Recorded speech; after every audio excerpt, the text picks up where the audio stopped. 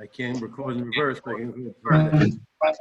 Okay, you know, on Thursdays, usually I type up my Dvar for the week, my Dvar for the week, and it's usually a pretty busy day.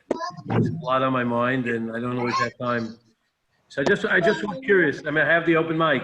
There's some kids in the background, but I'm leaving everybody open just in case. You know what? I'm going to mute everyone. If anyone wants to say something, then unmute yourself, because I'm curious to hear what people say, okay? So if you have something to say, yeah, I'm going to mute everyone, but after I mute, if you have a response, which I'm very curious to hear, I'll leave you with a Dvar too, don't worry. But I tell you the truth, something's I've been bothered with, and maybe everyone else is, so we can have a candid conversation. You know, obviously as a result of the riots, without getting into the details of looters and all that, but you know, there's a lot of resentment in the African-American community, the Black community, whatever the proper way to refer to it. And the history of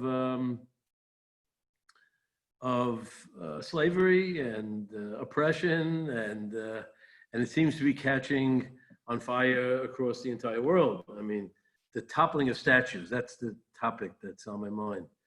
And, you know, obviously toppling a lot of, in America, the leaders of the Confederacy, and most recently, I mean, this week, Columbus, he also went down the window. We all grew up. I think there used to be off on a Columbus Day. There used to be a day when we grew up in school. Wasn't there a Columbus Day? Do they still celebrate that? I don't know.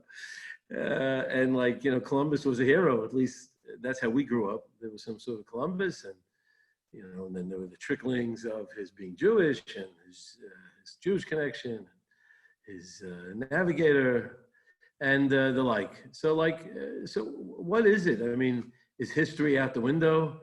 Does it mean that anyone who, I mean, there's just things that are going through my mind. You know, history evolves. The world wasn't a nice place a long time ago. And even though they're standing up for the Indians, I think, you know, the Indians probably scalped each other before the white man came to America. So, I mean, you know, they were savages. There was no question.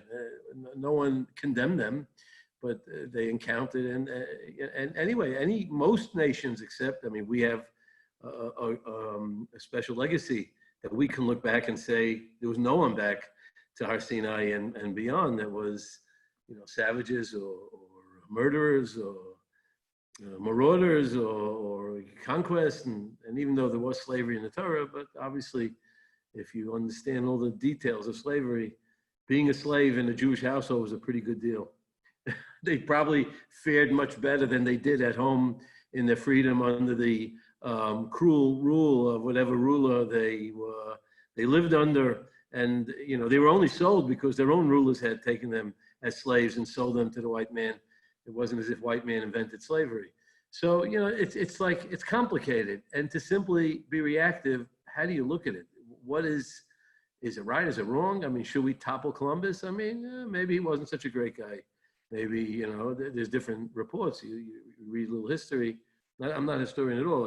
Anything I know is from Google, but, or whatever little I remember from 50 or 60 years ago in high school.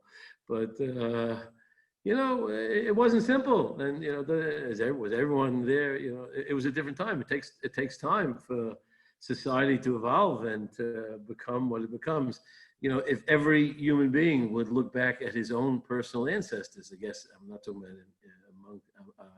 about Amenu in our nation, but other nations. I mean, I have a sense, this is what bothers me. I have a sense that they have an attitude of, you know, the heck with the past, we live now, and this is what we believe in, and just forget about everything in the past, and it's all no good, it doesn't match up to us. There's no perspective, and again, there's no reason to keep statues. I agree, of people who own slaves and abuse slaves and whatever it means, you know. But even then, it wasn't so simple. It wasn't so simple. And I don't know. This is going through my mind. It bothers me a lot that there's a sort of a disconnect, and it just sounds like it stems mostly from selfishness and self-absorption, and you know, the interest in doing what we need, what I need, and you know, it's just that left-wing philosophy. But again, I don't want to be quoted because I don't want to be shot and looted.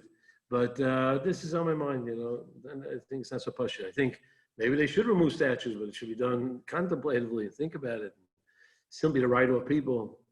No one's all good or all bad. I mean, even in our own histories. And simply, you write somebody off. Okay, that's my little piece for today. If anyone wants to share something on that, I'll let you share at the end. So let me tell you my little piece. How this, I didn't quite get to where I wanted to get, but I'll share with you an interesting thing along these lines about, contemplating and looking back at history.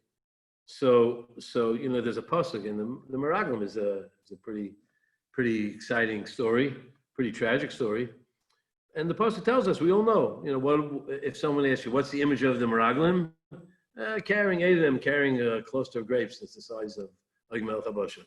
And the pasuk goes through great detail. And the pasuk says like this. It says, "Vayavo ad Nachal Eshkol." They came to the valley of Eshkol, the area, the valley of Eshkol. And Vayirusim Misham Zmayr, they cut off a vine, Eshkol Hanovim, and a cluster of grapes. Vayisu B'Mayit B'Shnayim, R'Mayim Matenim. They took that, and Gemara learns out that 8 of them carried the cluster. Each one of the two. The other 2, one carried a Rimayim, one carried a Tena, and Yeshua and Kalev didn't get involved. And then it says, in that place was called the Valley of Eshkol. Why? Because of the Eshkol that was cut off there by the Bnei Yisrael. So it's a rather lengthy pasuk.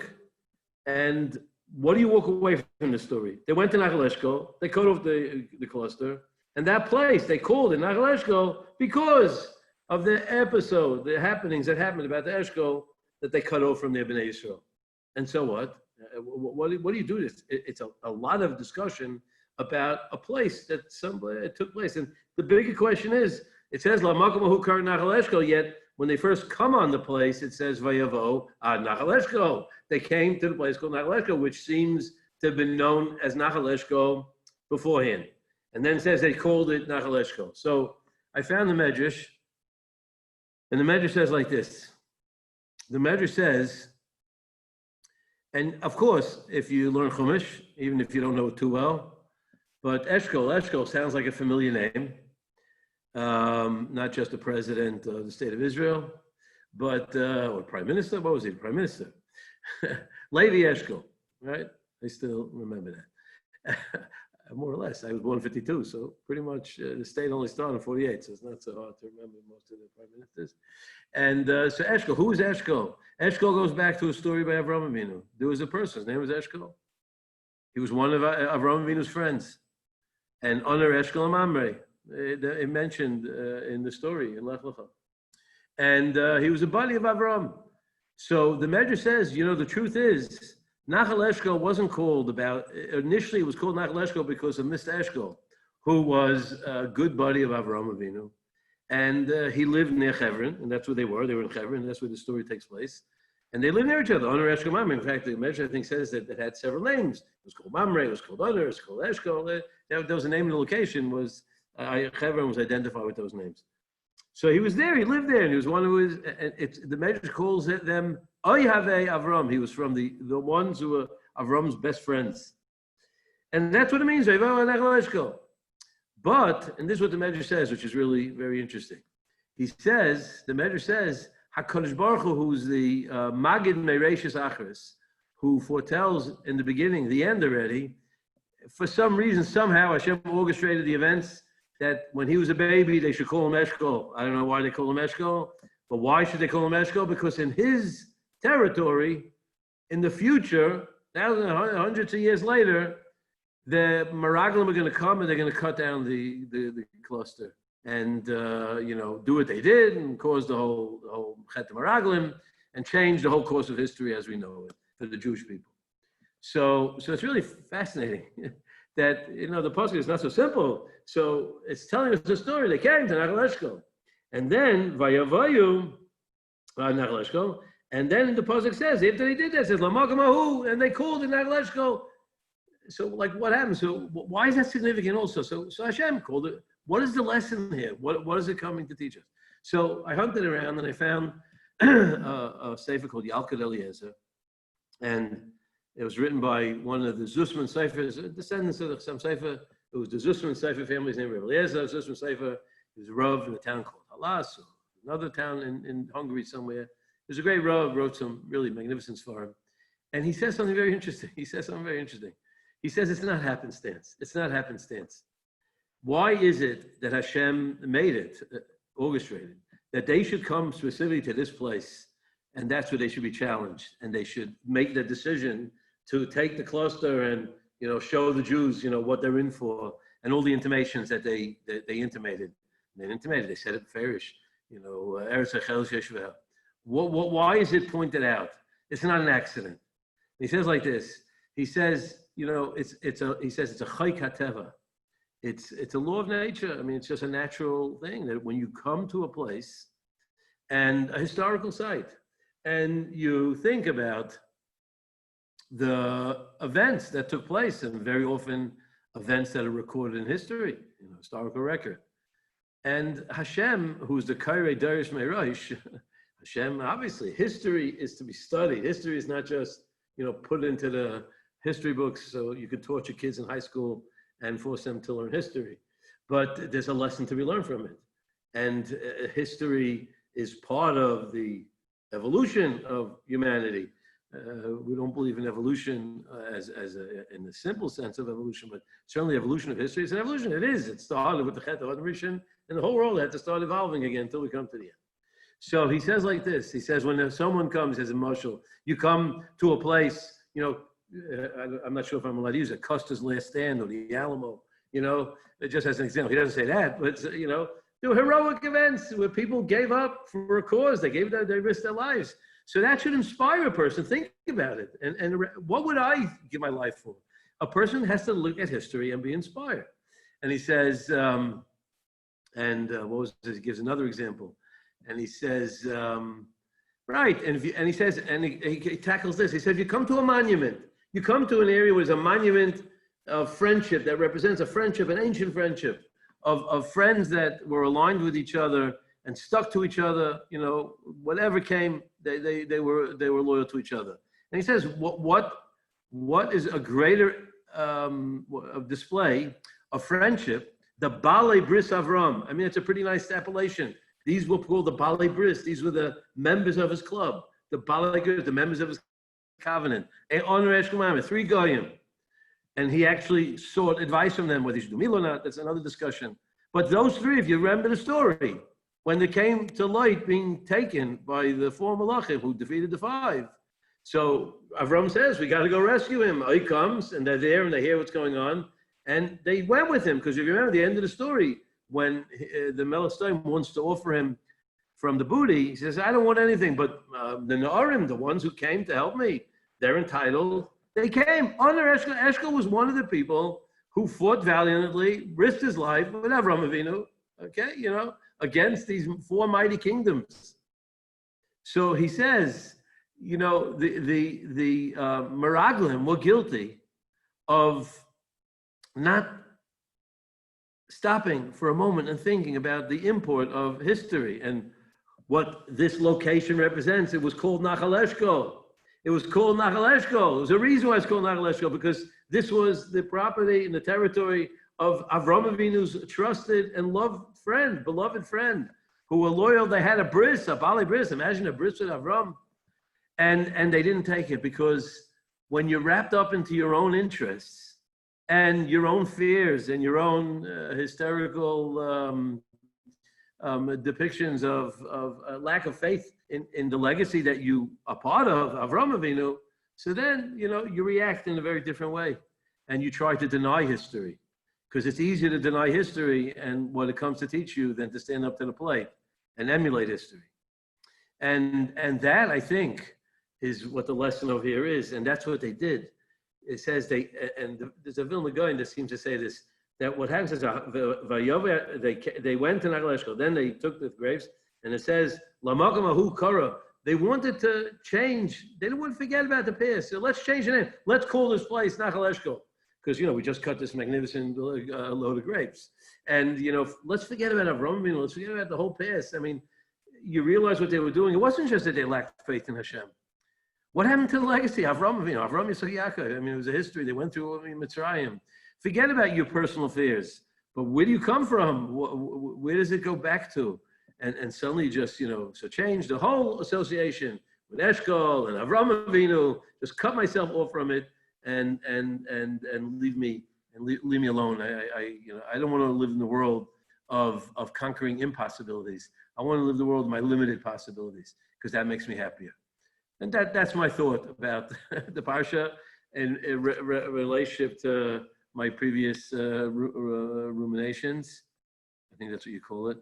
And I don't know, Bernie, you'll correct me if I got it wrong. I think ruminate has to do with chewing your cud or something, but okay. I don't know. Ruminations, right? Is that a word? Is that a correct word? Is that a New York Times? Rumination is correct, and I would cower to correct you. That would be unheard of. So what does everyone have to say about the toppling of statues? Are we for it? Are we against it? Should we keep Robert E. Lee up there? What's his name? Jefferson. What was his name? Jefferson Davis. Jefferson Thomas Davis. Jefferson. Yeah. I mean, who knows? I think it's going to lead to defacing Thomas Jefferson Memorial in Washington. Right. That's true also. Yeah. They'll topple him too because he also was manipulative of his slaves, right? A lot of history about He had slaves, yeah. They get together, the family, Thomas Jefferson gets together all the time, and they have black and white descendants from him because of his. Yeah. So it's going to keep going. It's going to keep going. I think it leads. No one's perfect. What? It leads to a trend of rewriting history. Exactly. That's correct. For those people who want to therefore deny the Holocaust will now have an in for that. Yeah, it's amazing. I mean, they can find about Benjamin Franklin. There's a lot of to talk about. There's even Lincoln, Washington for sure. I mean, it's childish. It's just when you want to wallow in your own interests and deny the past. And like I said, if they would look at anyone would look at their own past, except Baruch Hashem, we have a legacy that they're very different than the rest of the world. That's why we're here. That's why we're the Am Nivcha.